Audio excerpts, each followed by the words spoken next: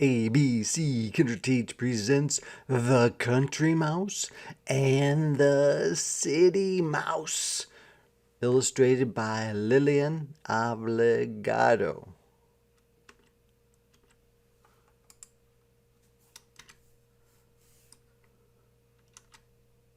One day, as Country Mouse was filling his wheelbarrow with a load of ripe grain, he saw a visitor picking her way daintily down the lane. It was his cousin City Mouse. Country Mouse was delighted to have company. He ran to a secret hole and brought out nuts and dried corn. From his pantry he took some apple cores and bits of dry bread left over from the farmer's lunch. Then Country Mouse spread out a tasty picnic on a smooth, clean toadstool table. But his visitor just picked at her food, looking a bit disappointed. Afterward, while they sat chatting in the cozy parlor, City Mouse sighed and shook her head.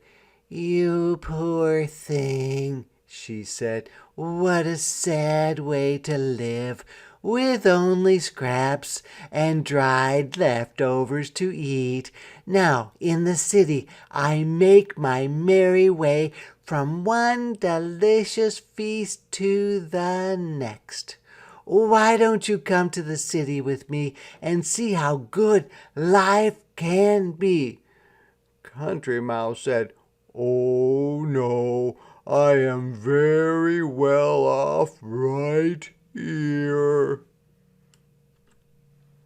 But that night, when both cousins were tucked away under cozy scrap calico coverlets, Country Mouse found that he could not sleep for thinking of all he might be missing in his quiet country home.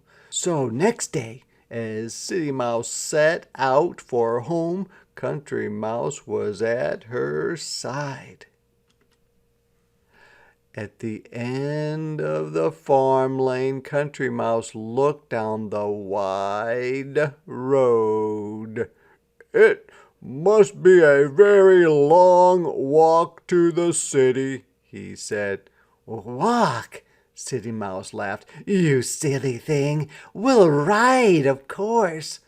She ran to a truck that was parked beside the road. The driver was eating his lunch in the shade of a big tree. "Follow me," said City Mouse, and they scrambled up to the tailgate of the truck.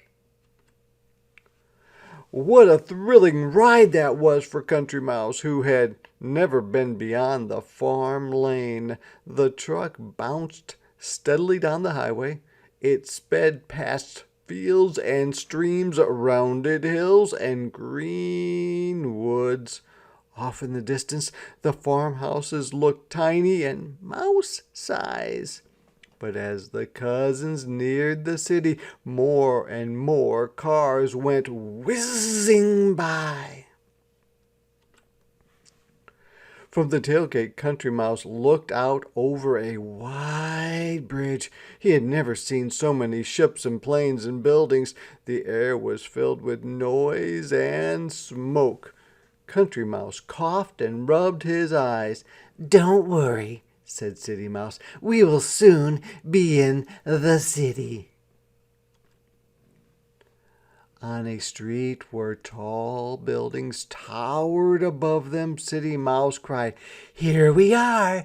Down she jumped. Her country cousin closed his eyes and jumped too. Country Mouse trembled as he followed his cousin, who didn't seem to care about the big pounding feet on the city sidewalk. At last they reached the safety of a great house. From the window sill, Country Mouse could see a most scrumptious feast. "It's all for us," said City Mouse proudly. The cousins quickly darted into the house and onto the enormous table.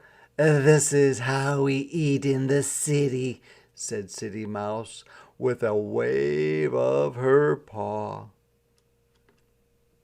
And what a feast it was! Country Mouse nibbled at a rich and crumbly cheese. He sipped a few bubbly drops from a tall sparkling glass. He licked a delicious pudding-coated spoon. Then he bit into a candied cherry. Suddenly he heard a frightful snarl. It was a cat. As the big green cat eyes glared over the tabletop, the two little mice ran for their lives. City Mouse raced for the safety of her mouse hole and vanished inside. But Country Mouse could not follow her. The cat was waiting outside the hole, waving his tail and twitching his whiskers hungrily. For a long time Country Mouse hid in the shadow of a chair leg. Then at last he scampered away, right past the nose of a gigantic sleeping dog. The dog heard the click, click of tiny feet and opened one sleepy eye. A stranger in his house. Growl.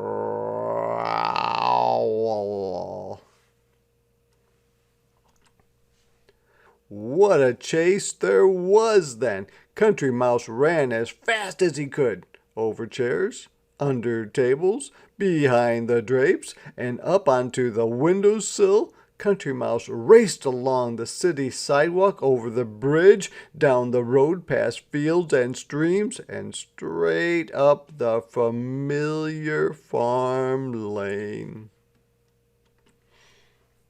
Finally, tired but happy, Country Mouse snuggled down beneath his very own scrap calico coverlet in his own little bed in his country home, and he never left the country again.